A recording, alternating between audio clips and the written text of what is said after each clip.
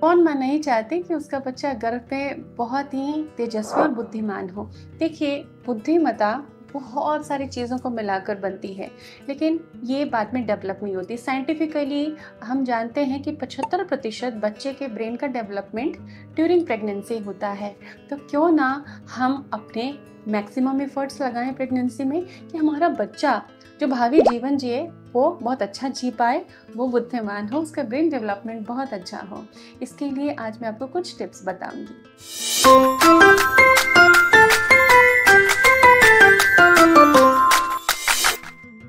Welcome to YouTube mom. Pregnancy एक बहुत ही divine state है जिसमें कि माँ, एक महिला एक रचना करती है, और वो रचना कैसी होगी ये उसके प्रयास पर भी डिपेंड करता है।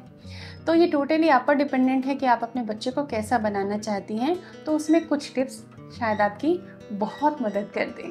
तो आपको क्या करना है ड्यूरिंग प्रेगनेंसी, ऐसे कुछ खास पॉइंट्स आपको मैं शेयर कर रही हूँ। फ्रेंड्स, अगर चैनल पे आप बार बार आते हैं, तो वीडियोस देखते हैं, तो सब्सक्राइब ज़रूर करें।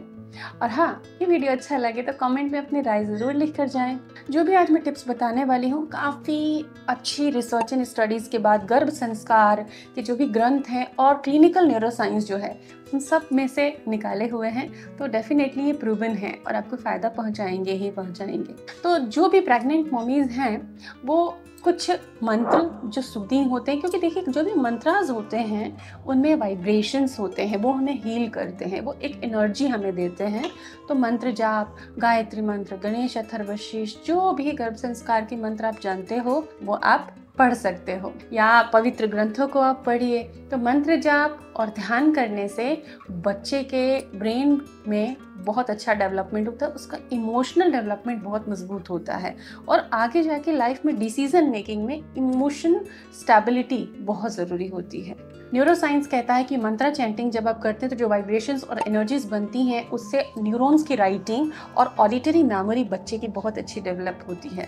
ICMR की स्टडीज़ में भी लिखा हुआ है कि जो माएँ मेडिटेशन, ध्यान और मंत्रा की चैंटिंग करती हैं उनके बच्चों में मेंटल अलर्टनेस बहुत अच्छी होती है, बच्चे काम होते, शांत होते, कंपोज्ड होते हैं। दूसरा टिप मैं आपको सजेस्ट करूंगी कि अपने डाइट में कुछ ऐसी पोषक तत्व लें जो ब्रेन को बढ़ाने में हेल्पफुल हैं। ओमेगा 3 और कुछ खास न्यूट्रिएंट्स, जैसे आप 2 अखरोट भिगा के खाइए।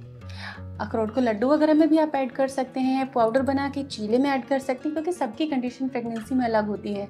हर किसी का लेवल एक नहीं है कि वो पचा पाता है, डायरेक्टली खा पाता है। तो फॉर्म्स बदल कर खा लीजिए, सप्लीमेंट्स ले लीजिए, 4-5 भीगे हुए बादाम हर दिन आप खाइए, एवोकाडो भी ले सकते हैं, और देसी गाय का घी तवे पर जलाकर, नहीं, घी के पराठे नहीं बनाने हैं, लेकिन दाल खिचड़ी के अंदर डायरेक्टली 1 या 2 चम्मच घी हर दिन अपने मील में ऐड करना है। आप घर का बने घी के अंदर बेसन का लड्डू बनाकर रख सकती हैं अपनी स्वीट क्रेविंग्स के लिए।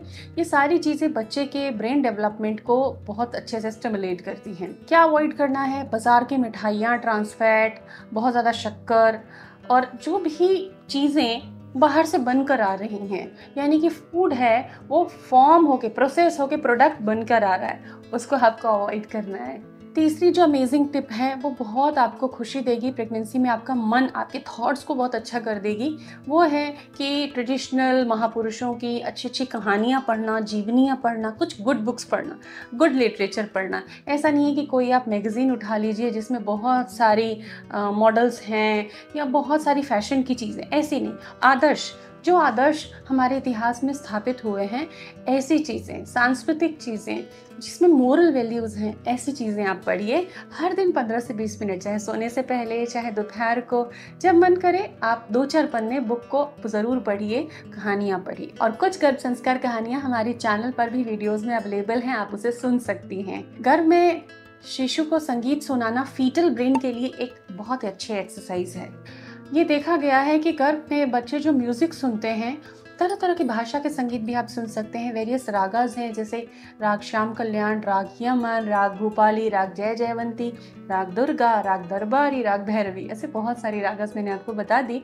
अब आप इन्हें निकाल कर सुन सकते हैं, और इससे बच्चे के अंदर कम्युनिकेशन और स्पीच का डेवलपमेंट बहुत अच्छा होता है। लेकिन आपको बहुत लाउड या एग्रेसिव म्यूज़िक या वेस्टर्न म्यूज़िक नहीं सुनना है। जो वैल्यूज़ हैं, जो वाइब्रेशंस है, वो इंडियन म्यूज़िक में बहुत ही बेहतरीन है। 5वां जो टिप है वो केवल आप कर सकती है, केवल एक माँ कर सकती है जो कि रचनाकार है अपने शिशु की। वो है उनका व्यवहार और उनका विचार।